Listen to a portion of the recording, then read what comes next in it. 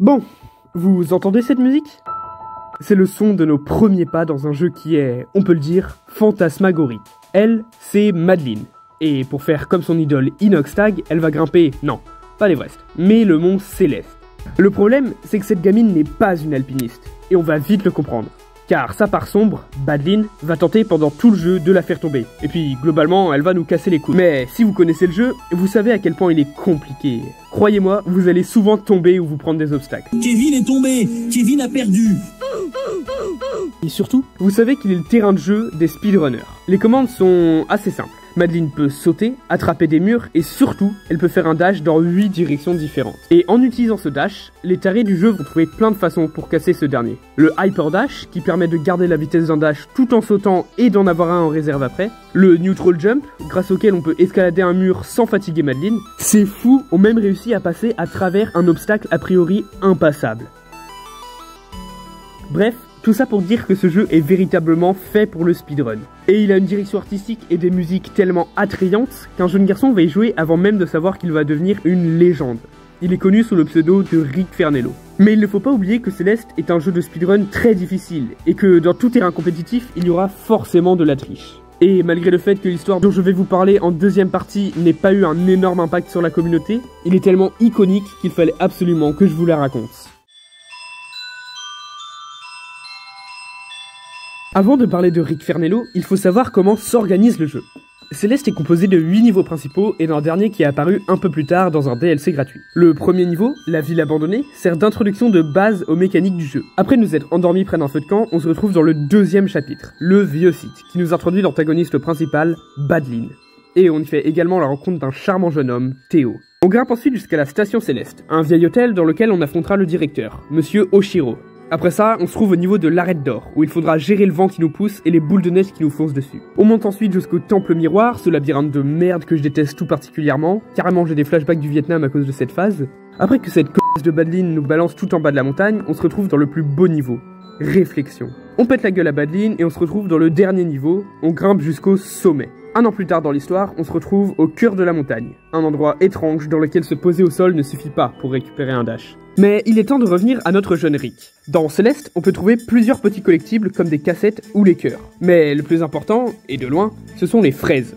Bon, en vrai, elles ne sont pas si importantes que ça, hein. Le jeu nous le dit, les fraises ne nous apporteront aucun bonus, à part pour frimer devant nos potes. Enfin, ça c'est ce qu'on croit. Car après avoir terminé toutes les phases B et C des niveaux principaux, autrement dit des versions bien plus dures de ces derniers, et récupérer toutes les fraises, des fraises dorées deviennent obtensibles. Le principe est simple. La fraise apparaît au début de chaque niveau principal, et pour l'obtenir, il faut terminer le niveau avec cette fraise sans mourir une seule fois. Sauf que dans Céleste, il n'y a pas de barre de vie. Tu tombes, tu meurs. Tu te prends un obstacle, tu meurs. Bref, c'est compliqué de finir un niveau sans mourir. Et Rick Fernello, il n'a aucune stratégie. Sauf pour les niveaux les plus compliqués, c'est un gars qui joue au feeling. Mais malgré tout, ce jeune brésilien a tellement de talent qu'il arrive à avoir la fraise dorée de chaque niveau, et de toutes les phases B et C de chaque niveau. Même celle du dernier, pourtant extrêmement compliquée, Farewell. Malgré le fait que cet accomplissement est déjà un exploit, Rick n'est pas le genre de joueur à s'arrêter là.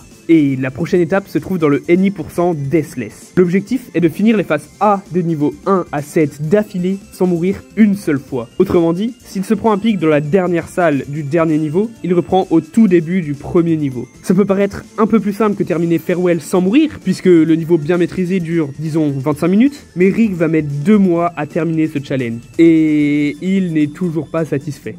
Pourquoi? Parce que sur l'écran de fin, Madeline ne sourit pas. Il réglera ce problème plus tard, mais d'abord, il va terminer toutes les phases C, les versions les plus difficiles de chaque niveau sans mourir une seule fois. Et c'est terminé en 2 heures seulement. On commence à avoir l'habitude. Il est l'heure de passer à son prochain défi, qui va prendre plus de temps que prévu.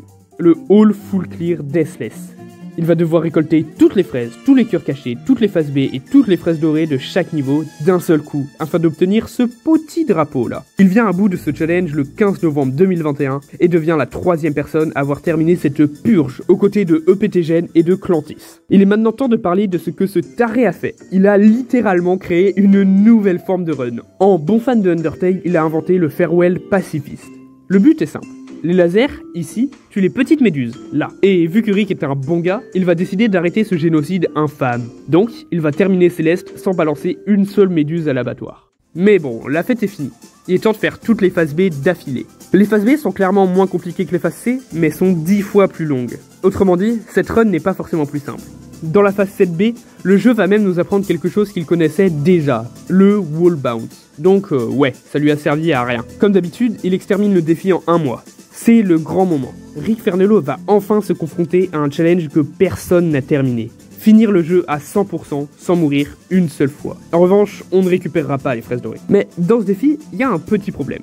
Ça, c'est la Moonberry. Lorsqu'on est à la fin du niveau Farewell, il faut retourner en arrière jusqu'à un certain point. Et là, il faut mourir pour réapparaître dans cette petite cavité. Bon, bien évidemment, on ne comptera pas cette mort car elle est tout simplement inévitable. Le but sera donc de finir Céleste à 100% d'affilée avec une seule mort indiquée au compteur. Sa première vraie tentative atteint les 26 morts, ce qui est déjà exceptionnel, mais pour Rick, c'est pas assez. Le lendemain, il atteint seulement les 7 morts en comptant celle de la Moonberry. Fun fact, sur Twitter, quelqu'un lui a dit qu'il mangerait de la mousse si Rick terminait ce défi. Bon, en attendant, on garde cette côte. Il retente plusieurs runs et parvient à en faire une avec une seule mort au niveau de Farewell. Malheureusement, il apprend que Inox, pas le youtubeur français, mais celui qui a inspiré Rick et qui lui a donné l'envie de faire la fraise dorée de Farewell, eh bien, ce youtubeur s'est lui aussi mis à tenter le 100% Deathless. Le problème, c'est que Inox a dit à Rick Fernello que de toute façon, il arriverait ce défi avant lui, parce que c'est lui qui a commencé, qu'il est meilleur, etc. Mais se faire encourager par son idole, ça lui met une énorme pression sur les épaules. Jusqu'à ce que le 20 mars 2022, il réussisse cette épreuve.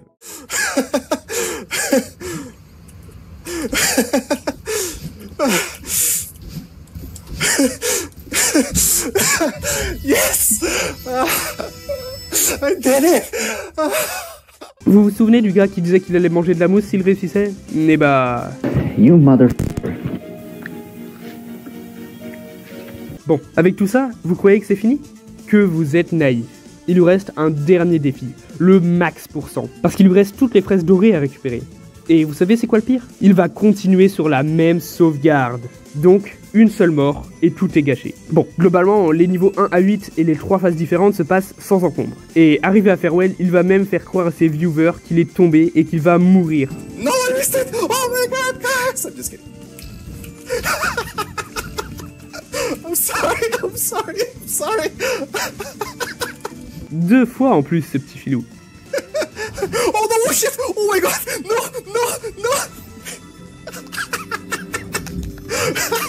Mais au moins, il l'a récupéré et a fini tous les défis présents sur Céleste. Non, pas du tout. Il lui reste une dernière fraise dorée, présente à la fin du monde 1 et qui est obtensible uniquement lorsque le niveau est fini sans utiliser aucun dash. Bon, tout ça c'est bien beau, mais une run n'est légitime si et seulement si tout est fait en une seule session. Vous avez compris ce qu'il va faire, hein? Ouais, il va tout recommencer. Mentalité Kaizen, je vous dis.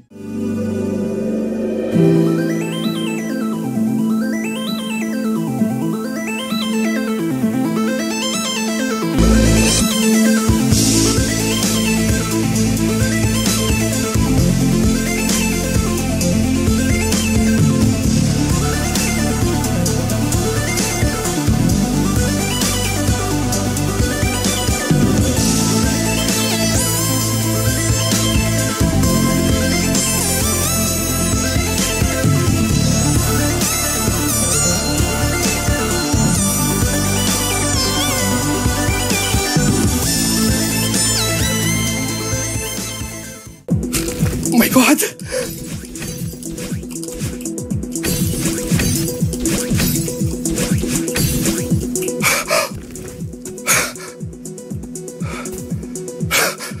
It's over.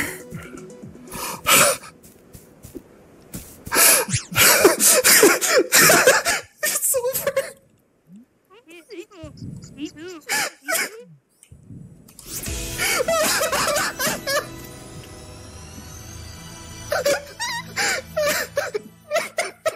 Castbox.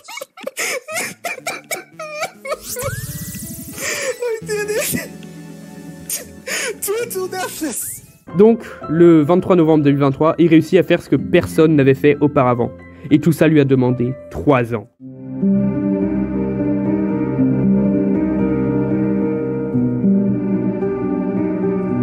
Eh, si t'es encore là, c'est que t'apprécies la vidéo, alors abonne-toi et lâche un like. J'attends que tu le fasses. C'est bon, c'est fait? Allez, on reprend. Vous voyez cette table? Eh bien, elle n'a aucun rapport avec ce dont je vais vous parler. Parce que c'est bien beau toutes ces émotions avec Rick, mais du côté des tricheurs, comment ça se passe? Parce que, puisque Céleste est un jeu majoritairement speedrunné, il y aura forcément des personnes pas très honnêtes qui vont user de moyens douteux pour faire mieux que les autres. Et souvent, c'est très discret et ils le font très bien. On peut prendre le cas de Space UK, ce joueur de Geometry Dash, pour qui on a dû aller jusqu'à analyser le son de ses clips pour comprendre qu'il utilisait un no-clip. Autrement dit, qu'il passait à travers les obstacles. Mais le cas de Long Live Archie est différent, parce que c'était quand même flagrant qu'il y avait un problème. Lui, c'est Phoenix 4K, et avant même de publier la fameuse run, il était bien connu de la communauté Speedrun Céleste, puisque à chaque fois qu'il publiait une run sur speedrun.com, il la supprimait quelques temps plus tard. En plus de ça, c'était pas le genre de personne à parler avec la communauté, à part pour quelques rares personnes. Maintenant, au premier coup d'œil sur le soi-disant record du monde qu'il a posté, on peut déjà remarquer quelques problèmes. Le plus flagrant, c'est évidemment cet énorme perroquet vert dans le coin inférieur droit de l'écran, suivi de la mention Long Live Archie. Après, ça pourrait juste être un hommage à son perroquet mort ou quelque chose comme ça. Hein. Ensuite, il y a cette musique, disons, particulière, qui tourne en fond à la place de la musique du jeu. 18 naked cowboys in the showers at Ram Ranch. Et enfin, la chose la plus étrange, il n'y a pas de chronomètre. Même celui du jeu n'est pas activé.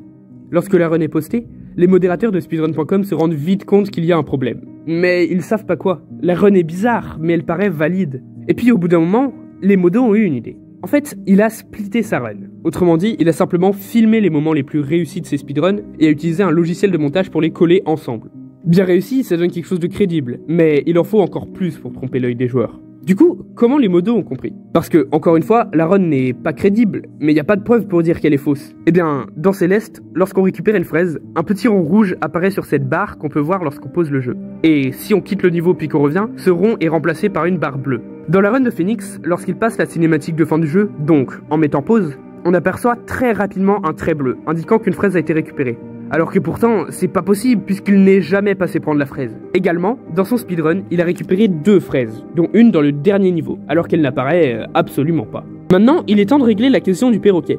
Dans un niveau, lorsqu'on passe une certaine zone, une sauvegarde se lance, indiquant que c'est la première fois que l'on passe ce point, et une petite icône apparaît dans le coin inférieur droit. Sauf que, qu'est-ce qu'il y a dans ce fameux coin? Archie le perroquet. Phoenix a sûrement fait ça pour pas qu'on voit que l'icône n'apparaisse pas. Le pire dans tout ça, c'est que Phoenix 4K est un très bon joueur de Céleste. Il a même réussi une run très correcte de 27 minutes et 49 secondes. Mais il ne l'a jamais posté. Tout ça pour dire que Céleste, c'est quand même un jeu de dingue. D'ailleurs, si vous voulez tenter de speedrunner le jeu, il y a plein de tutos sur YouTube qui expliquent très bien comment faire. Regardez, un extrait tout de suite de mon talent hors norme sur le chapitre 1.